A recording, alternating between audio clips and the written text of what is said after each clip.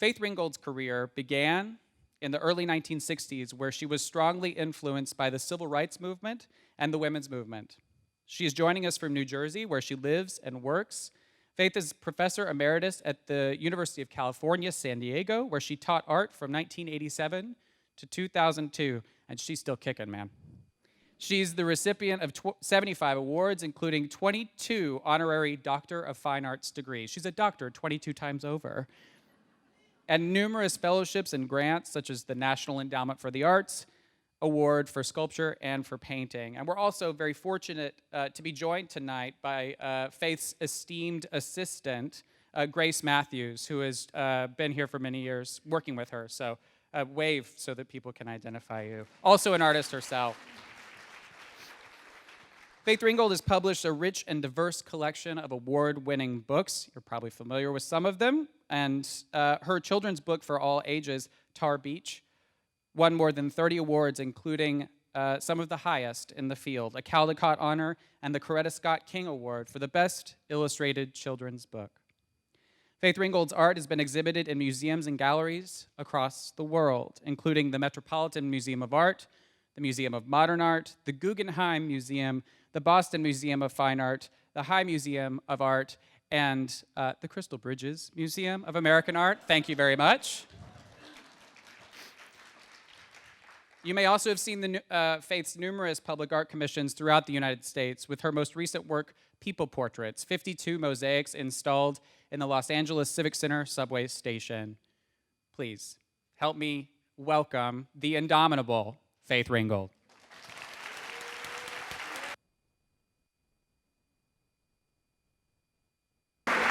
Thank you.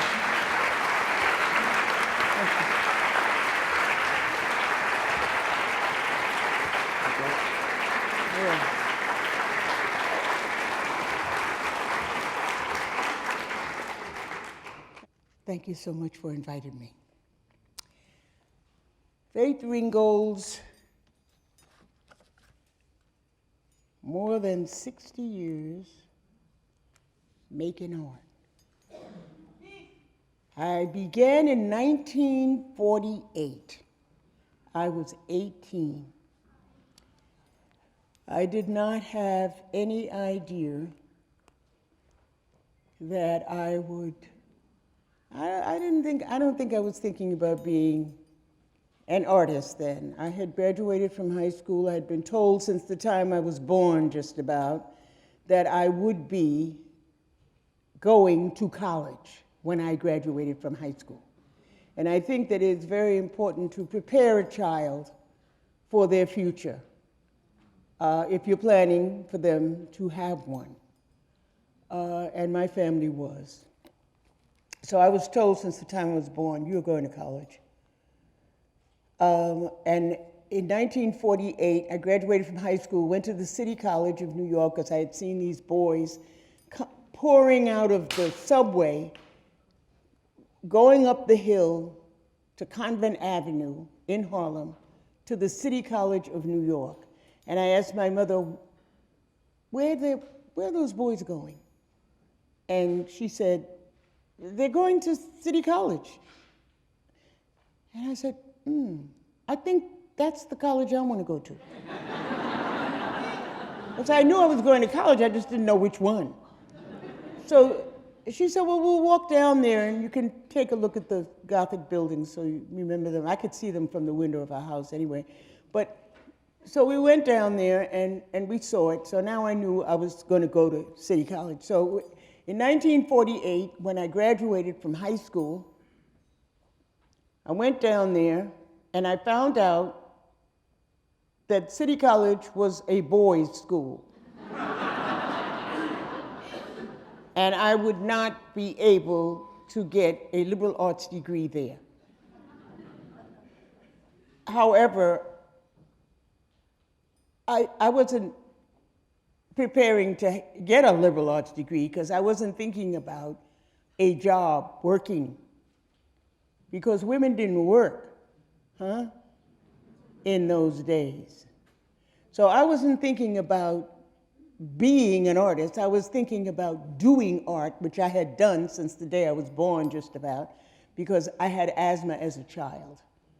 And I was often home from school with asthma, and I would have my art and my studies, because I was homeschooled up until the, second grade. Okay, so now I'm at City College, and they're telling me I can't go there, and I'm not hearing them. Some woman comes in and she says, look, I know what we can do. You can major in art. You can't get a liberal arts degree here because it's a boys' school, but you can get a degree in art and education, a Bachelor of Arts in education, and teach. Teach, huh?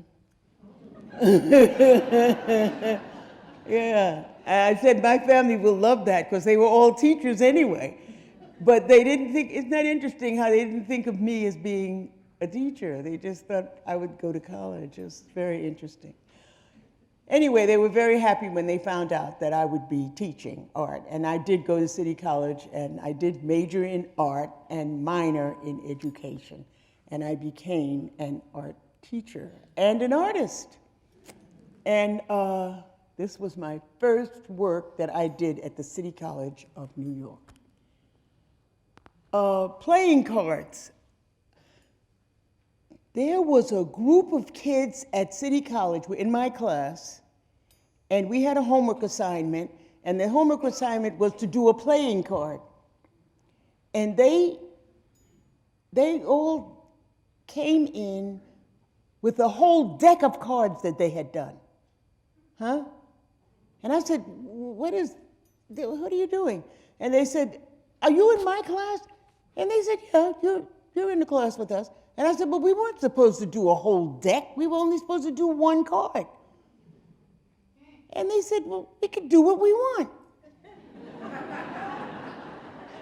I said, wow, that's, what? They got together after class and made a whole deck of cards. I come in with my one card. You can imagine how I looked.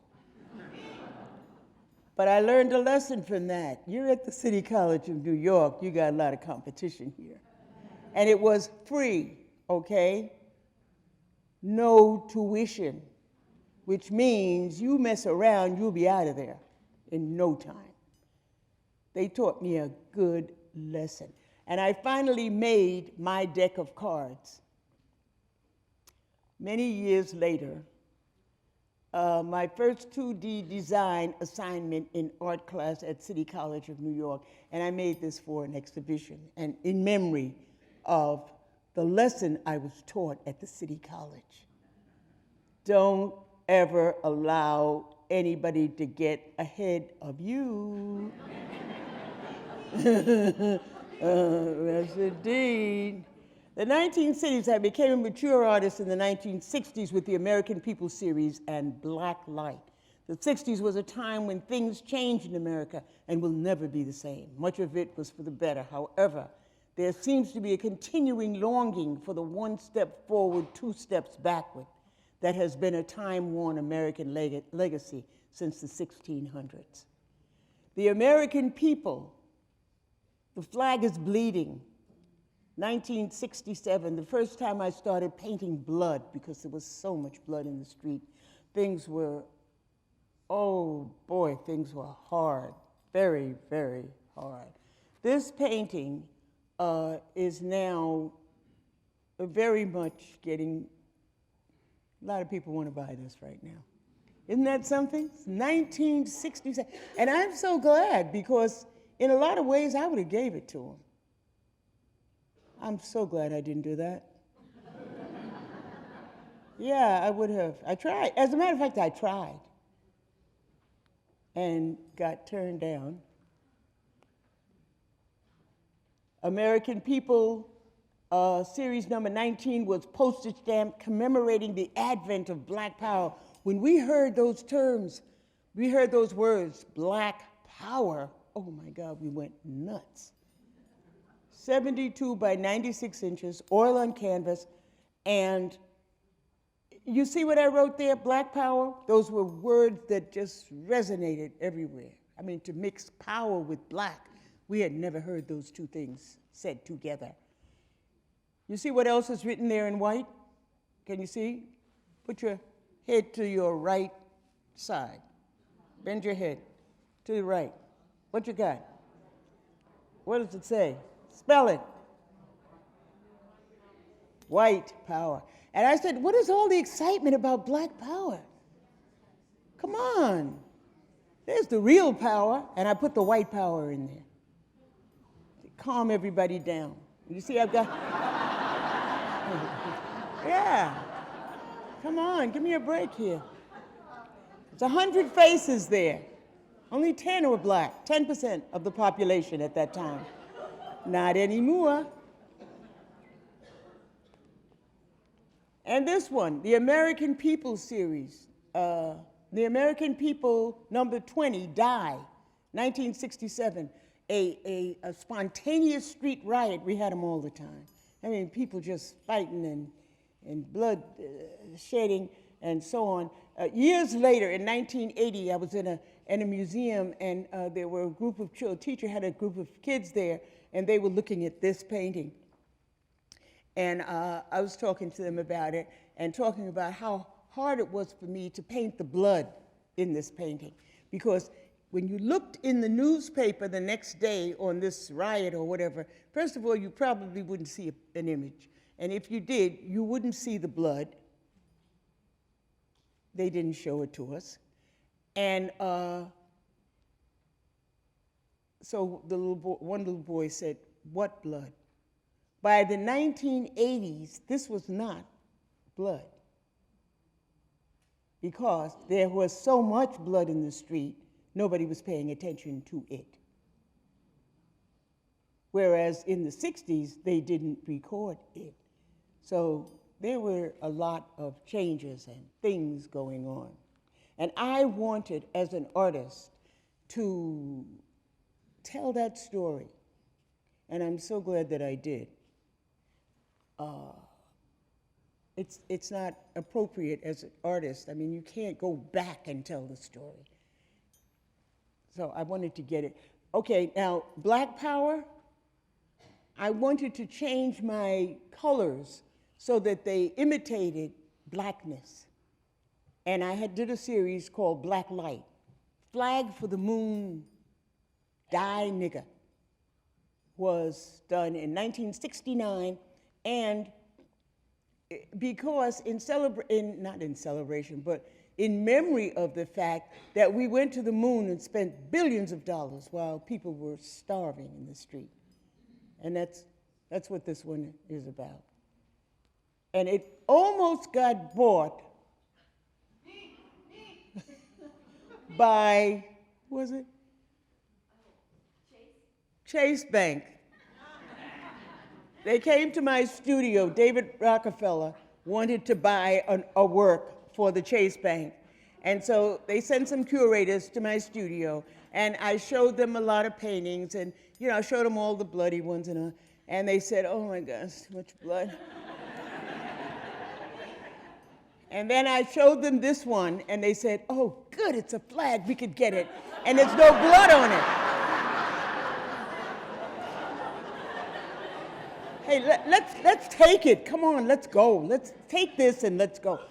So the guy said to the woman, "Look, but you gotta read it. She writes stuff in her." I said, "But there's no writing here. What are you talking about?" "Yes, there is." I said, "What do you mean, die? What?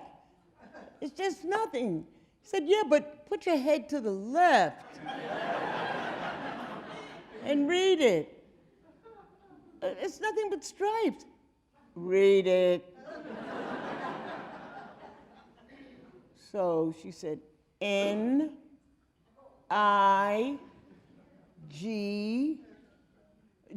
Uh-oh. Look, we have to go. We'll be back. We can't take no more today, all right?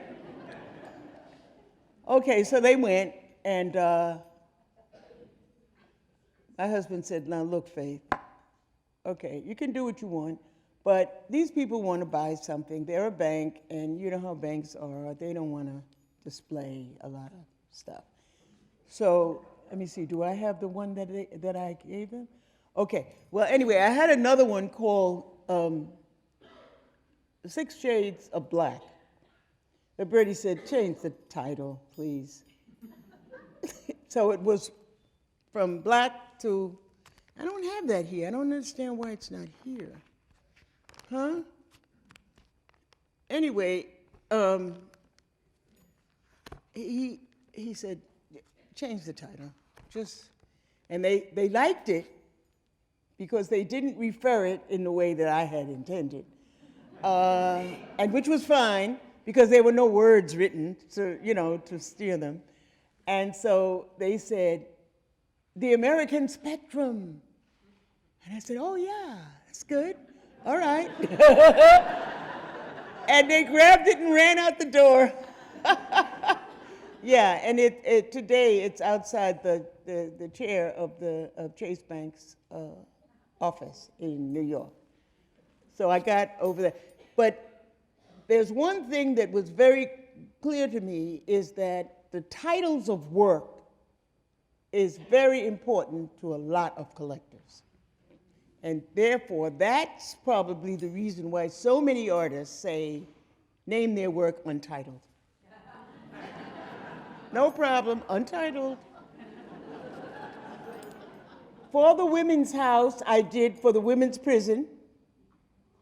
And this is a illustration in a sense of all the different, in 1971, the kinds of things that women could not do. Huh? I had gotten $3,000 to do something charitable.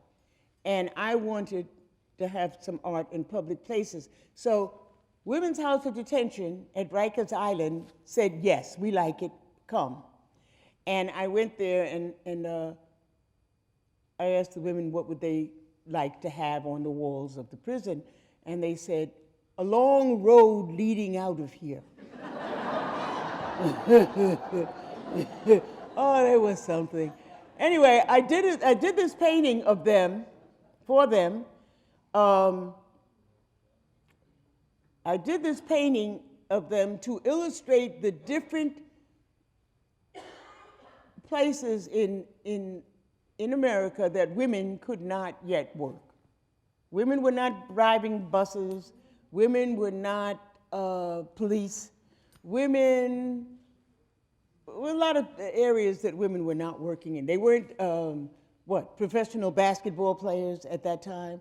So I did all of this, and it was 8 by 8 feet, took it, and it was installed at the Women's House of Detention.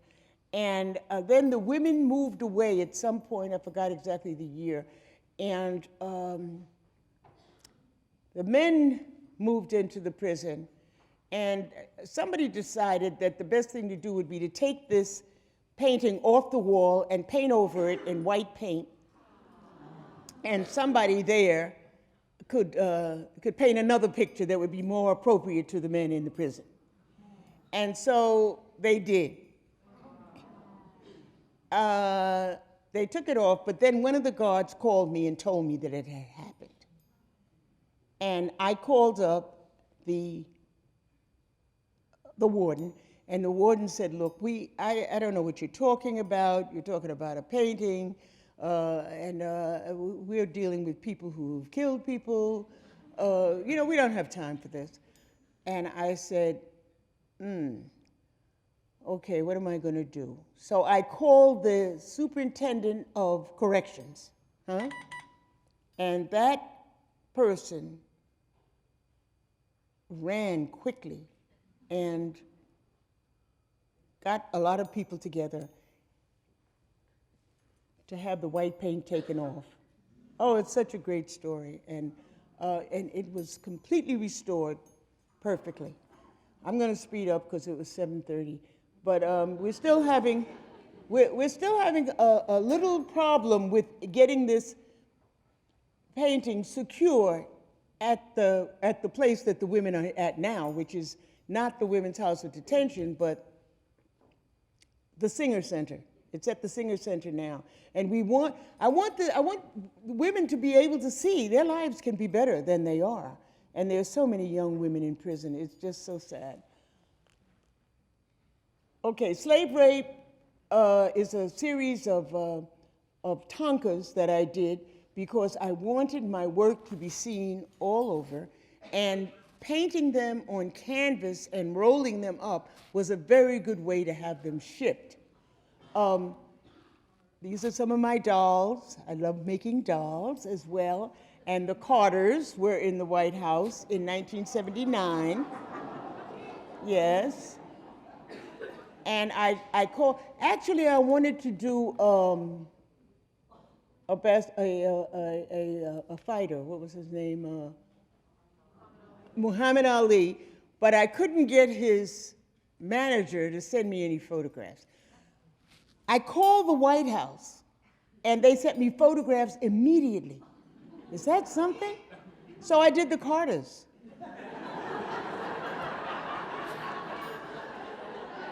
Yeah, they sent me pictures. Family of Woman Masks.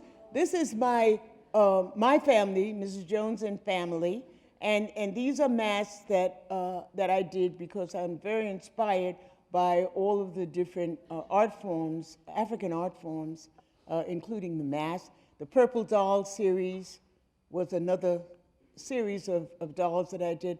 The gold mask face. Masks are so wonderful. In 1980, I completed my autobiography, but it took me 15 years to find a publisher. Who's Afraid of Aunt Jemima was my first story quilt. My autobiography, We Flew Over the Bridge, The Memoirs of Faith Ringo, was finally published by Little Brown in 1995 and reprinted by Duke University and Press.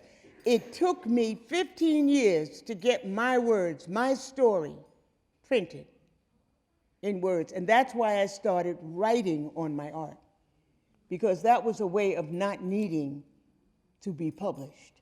White Face Mask number 4. These were masks that I could put on and tell my story to a large audience. My very first quilt, I painted the images, and Mother did the quilting. My mother died soon after that, and this became the first quilt that I did that had the writing on it. And I've been doing it ever since. Street Story Quilt is in the collection of the Metropolitan Museum of Art. I mean, I just kept making art in different ways. Sonny's Quilt, Sonny Rollins, the great jazz saxophonist, and I grew up together on Edgecombe Avenue. Woman on the Bridge, number 1, Tar Beach, huh? Born and raised in Harlem, and it's now in the collection of the Guggenheim Museum. It was my first children's book published by Random House in 1991. And I've got, 18 books. We Came to America, published by Random House, will be coming out in May. Yeah, and I never even knew that I would be doing that. But I've always told artists, don't ever turn any opportunities down. Okay, here's Maya's Quilt of Life. What a wonderful opportunity I got. Oprah Winfrey commissioned this piece in 1989 for Maya's 60th birthday, a real stepping stone. And I went out to her beautiful house, where was it, in California? I mean, not in California, in Atlanta, I think, or North Carolina, and was there when she saw it for the first time. She was a little shaken up by it, but, because she doesn't like to be surprised, you know? But Oprah loved to surprise her. Yeah, she loved surprising her, and then got me in the middle of it, you know. But I did this with Maya's help, because Maya told me all the different wonderful poems that I and writings that she had written, Phenomenal Woman and A Cool Drink of Water Before I Die. I mean, what wonderful works she wrote. And so I had all of these on the quilt, and you can read them when you see them. And there we are together at her party. This was at this wonderful party in this gorgeous tent that was erected outside of Maya's house. And this is Maya and me and Oprah on the day of Oprah's birthday. This was a wonderful experience. And there it is again. I just wanted the image of her on her beautiful property, coming down the road, and I got an opportunity to do that. And now it's at Crystal Bridges, so I have.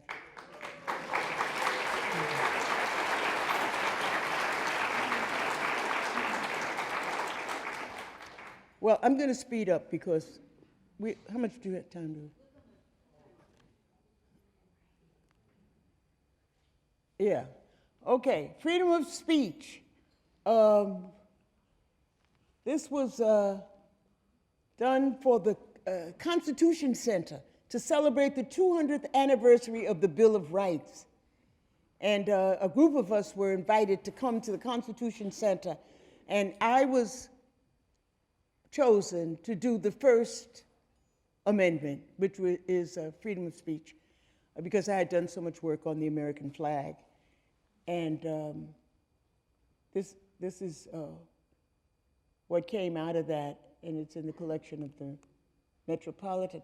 Flying Home, Harlem Heroes and Heroines, a mosaic in Harlem at the IRT subway at 125th Street in Harlem was a wonderful experience because I grew up in Harlem with so many wonderful people. These people, Mary McLeod Bethune was a wonderful family friend, and I wanted to put these wonderful people in this mosaic.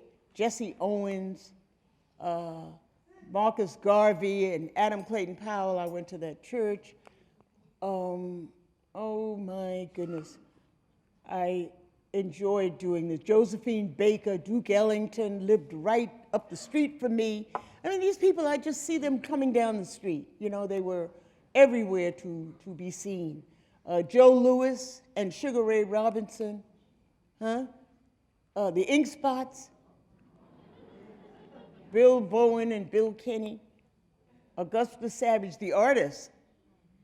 These people lived all around me. Jacob Lawrence, Romeo Bearden, Norman Lewis, and Aaron Douglas. You know, I should have put myself in this.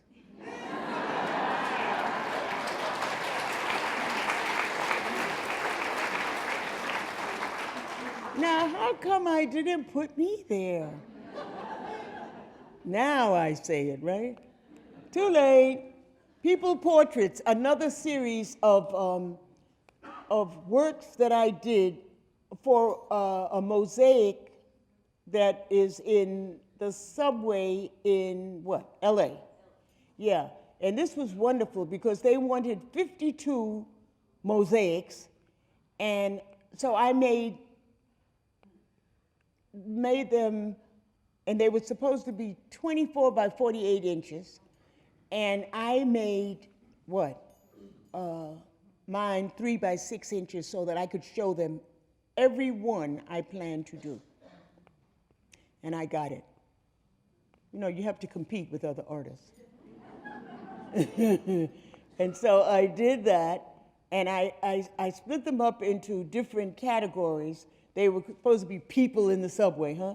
And I had styling and creativity and performing and all these different things.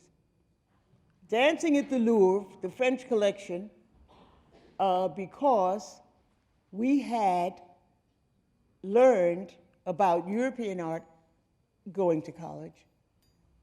I did not learn anything about African American art or African art. I traveled to Africa and taught myself, and I lived around the African American artists, although I didn't really realize that they were artists because they weren't in the museum, so how do you know who they are? But Jacob Lawrence and Romy and all those people, I didn't know they were famous artists until later because I didn't learn about them in school. What a shame. Except that I did later. So, Bessie's Blues, Wanted, Douglas, Tubman, and Truth. Yeah. I wondered if they knew each other, these people. Did Frederick Douglass know Harriet Tubman and Sojourner Truth? Did they ever get together to help each other? So I wrote stories about all these different people. We came to America, so now I have a book on this, all the different people who have come to America. In this one, this is a fantasy. The Statue of Liberty blows up a slave ship, and all the slaves jump overboard. In other words, that's the way they came to America, not the way they really did. And it's wonderful because as an artist and a writer, I could retell the story my way. So I just changed it, yeah, and just made them come that way. When I could do what I want. Born in a cotton field. Also another change of what happened. Rewriting history. The Invisible Princess, another one of my children's books. And here is my husband, who is not too well right now, but has been an inspiration to me, made it possible for me to quit my job as a teacher so that I could do my art full time. And that is very important, and I can never thank him enough for that. Yes. And this is our house that we bought in Englewood, New Jersey, although I still have my apartment in Harlem, so that we could build the studio, make it bigger, because you can't have a big studio in New York because, it's a city. These are the back garden steps and the garden pond with swans. These are not real swans, by the way. Yeah. But it's a real pond with real. And there's our pond with gazebo. My great-great-grandmother, Susie Shannon, who lived to be 110. Yes, indeed. Coming to Jones Road. Now, this is a story that I changed around because when I came to Jones Road, some things happened that weren't all that great. But that's okay. I persevered. Mama can sing, Papa can blow. And this is my jazz series that I'm so glad I did that too. I was a little late getting into the jazz because most artists have done some kind of jazz series, especially American artists. These in tribute to Martin Luther King, whose writings were not allowed to be illustrated up until now, when I did this, 4 little girls bombed in a church. When he was in jail in Birmingham, a group of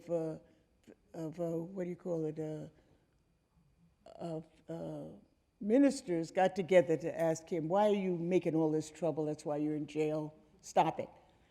And so he wrote a letter to Birmingham jail to explain to them why. And I illustrated the points that he raised. This was wonderful. I was very happy to be asked to do that. The Declaration of Freedom and Independence, an illustration and interpretation of freedom in America, done in 2008. Another great opportunity that I got to illustrate American history. All men are created equal. And I did it in 2008. And I used the words to illustrate what should have happened. I desire you would remember the ladies, be more generous and favorable to them than your ancestors. Do not put such unlimited power into the hands of the husbands. Remember, all the men would be tyrants if they could.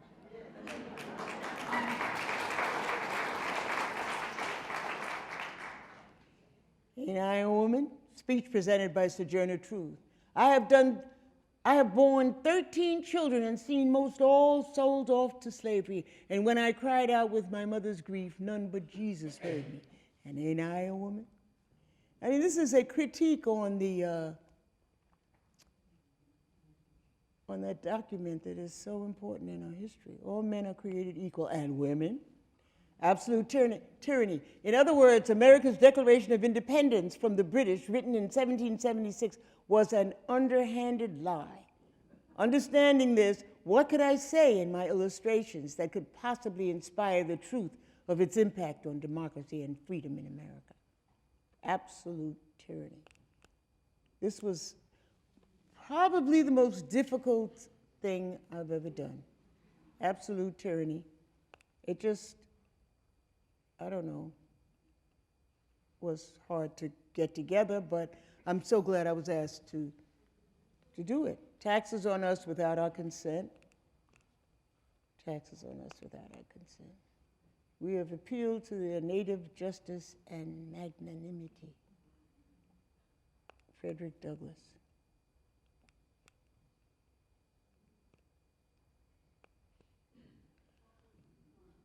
A tribute to Obama, and another tribute to him. I've done several things on him. Oh, and this is also a bust that I painted, done by another artist. Freedom Flag Stories. I did this whole series of Freedom Flag Stories just as 9/11 was happening. I was so shocked. When I found out it was real, I thought it was some kind of advertisement, you know? And I said, why are they running into these buildings with these planes? It's so crazy. And then I realized, that's not an advertisement, that's real. And so I started painting these tributes. And I call them flag stories. On Tuesday morning, we faced the devil in the sky and told him that freedom will never die. And I kept doing them. You know, it was my way of dealing with the situation. On Tuesday morning, you called me from the burning sky. Your searing words of pain will forever remain encrusted in my heart, because people were calling each other, telling them about what was going on. My darling, we are facing the devil in the sky, a hateful man with a hellish plan for all of us to die. There is a mountain in every valley, but is there a safe haven in the sky? If so, we will try. If not, my darling, I love you. Goodbye. This was it was actually my assistant at the time who came to work and said to me, are you looking at TV? And I said, yeah, so I'm looking at some stupid advertisement of a plane running into a building. He says, what are you talking about? That's going on, that's now. I said, really? Is this real? Yes. And that's when I started making these flags.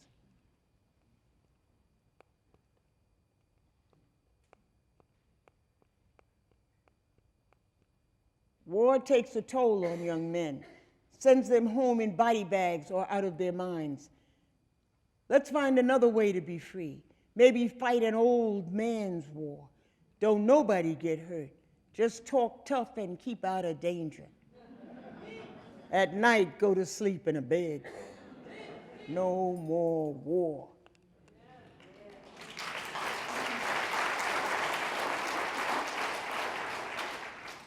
I've done several tributes to groups of people like the ACLU,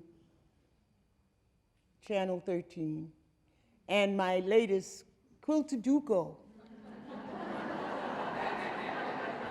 If you know Sudoku, Quiltaduco is instead of 9 numbers, it's 9 images and 9 colors. And I'd like all of you to try it. So, yeah, it's fun. It's fun, Quiltaduco. I've done 50, and I've got 50 more to come. Oh, here. Now, this is Traits for Success as an Artist. I also have posters for all of you to look. The art world is a weird place. And these are the traits that you need. You need to be a certain gender, a certain race, have a certain education, have a certain vision, have a commitment and a dedication, a passion, a support. You must have a support. Opportunity, must have opportunity. Cultural ID, you must know who you are. And you must live in a certain place, in a certain environment. Add all that up together, you got 100 points if you're a white man. If you're a white woman, you're only going to get 80 out of that. If you're a black man, you could get 80. A black woman, you're not going to get more than 60, no matter how. You try. You got to make it on the 60, okay? You understand what I'm talking about? I got posters for you. You can rate yourself. Traits for Success as an Artist. What would America be like without 400 years of black history? Not to mention 250 years of slavery and only 150 years of freedom. 1619 to 1869.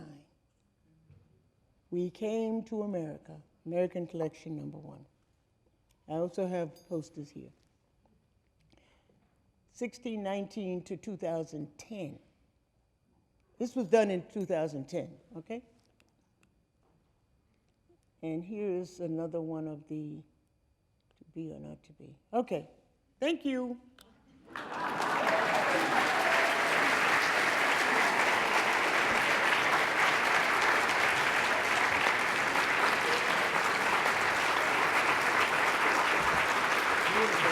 Thank you. In time. Thank you. Thank you so much. I'm gonna ask her a question. Just take a couple questions, okay? Okay. Thank you very much. Thank you. Thank you. Well-deserved standing out, and we're going to take a couple of questions from the audience before you run away. So if anybody has a question for Faith Ringgold, please raise your hand, and I will run to you Donahue style. That's, Oh, come on. don't All right, all here I come. speak at once. Thank you so much. So what are you going to do the next 20 years for us? Whoa. Oh my God. Well, I'm working on my Quiltaduco. As I said before, I'm 85, so I'm very interested in images of aging. I have some ideas I'm still developing. So I don't know what's going to come up, but I hope it'll be exciting.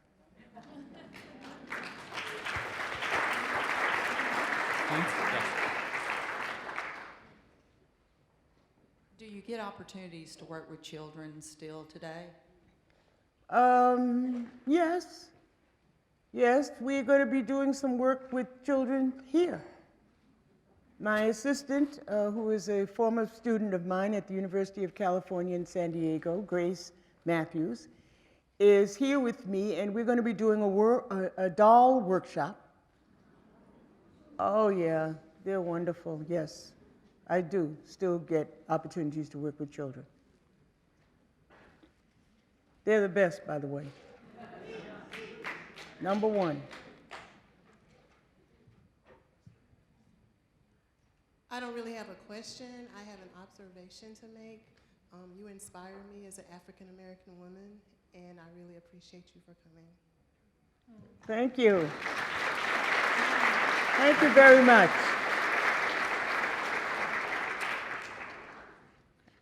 We got another couple. Hold on. Can only go so fast. Right for it. Hi, I am curious how you think growing up in New York influenced you and how maybe things would have been different if you had grown up in the South or another part of the country.